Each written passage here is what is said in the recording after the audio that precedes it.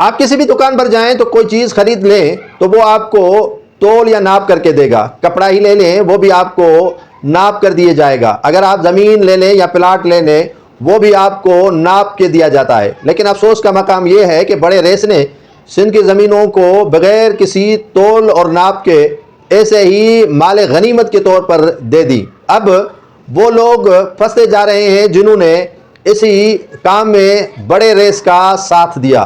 یہ ریفرنس جو نیب کی جانب سے احتساب کی عدالت میں دائر کیا گیا ہے وہ معمولی ریفرنس نہیں ہے. اسی ریفرنس میں سابق وزیر اعلیٰ سندھ قائم علی شاہ نے بھی اس بیتی گنگا میں ہاتھ تو کیا پاؤں بھی دھو ڈالے ہیں. معمر شخصیت جس کی عمر تقریباً کوئی 95 سال ہے اور اسی پر ریفرنس دائر کیا گیا ہے ملک ریاض کو بحریہ ٹاؤن کے لیے زمین الاٹ کرنے کا. اس میں نیب نے موقف اور جو پلی لی ہے اس میں کہا ہے کہ جو زمین ملک ریاض کو دی گئی ہے وہ سپریم کورٹ کے احکامات کے برعکس دی گئی ہے. سپریم کورٹ نے کراچی سمیت سندھ بھر میں زمینوں کی خرید و فروخت سے لے کر جو الاٹمنٹ ہے اس پر پابندی عائد کر دی تھی.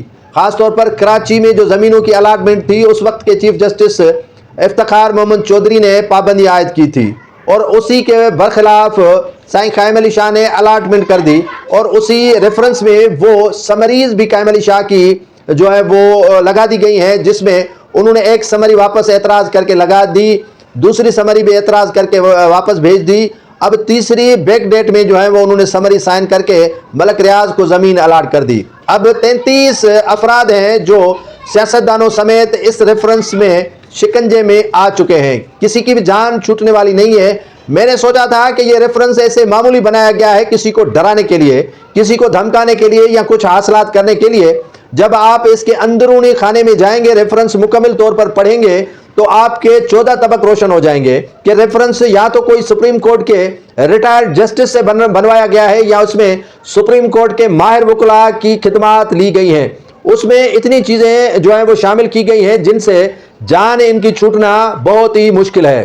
کام کرنے والے کر گئے, بحریہ ٹاؤن بنانے والے بنا کر گئے. اب پیچھے لوگوں کو اور سیاستدانوں کو مشکلات کا بڑا ایک ٹھیلا لگا دیا گیا ہے اور بڑی ایک عمارت تیار اور تعمیر کر دی گئی ہے جس کے جو ہے وہ چنگل میں یا شکنجے میں بڑے ریس تو آئیں گے ہی آئیں گے, لیکن جو چھوٹے ریس ہیں وہ بھی اس سے بچ نہیں پائیں گے. کوشش تو کافی انہوں نے کی کہ معاملات کو رفع دفع کیا جائے, لیکن ملک ریاض کے معاملات میں شاید سندھ کے ان افسران, سندھ کے ان بیوروکریٹس, ان سیاستدان کا بچنا مشکل ہے جنہوں نے اس جو کوئلے کے کھان میں کاروبار کیا ہے. اگر فائدہ بھی ہوا ہے تو ان کے ہاتھ کالے ہوئے ہیں, اگر نقصان بھی ہوا ہے تو پھر بھی ان کے ہاتھ کالے ہوئے ہیں. تو صورتحال انتہائی جو ہے وہ کشیدہ اپنی جگہ پر لیکن گمبھیر سی نظر آ رہی ہے. اور اسی میں معمر شخص جس کی عمر تقریباً 90 سال سے ابو ہے, قائم علی شاہ, اسی ریفرنس میں پیش ہوئے اور اب وہ بھی پریشان ہے کہ میں نے یہ بڑے ریس کے کہنے پر کیا کر دیا ہے.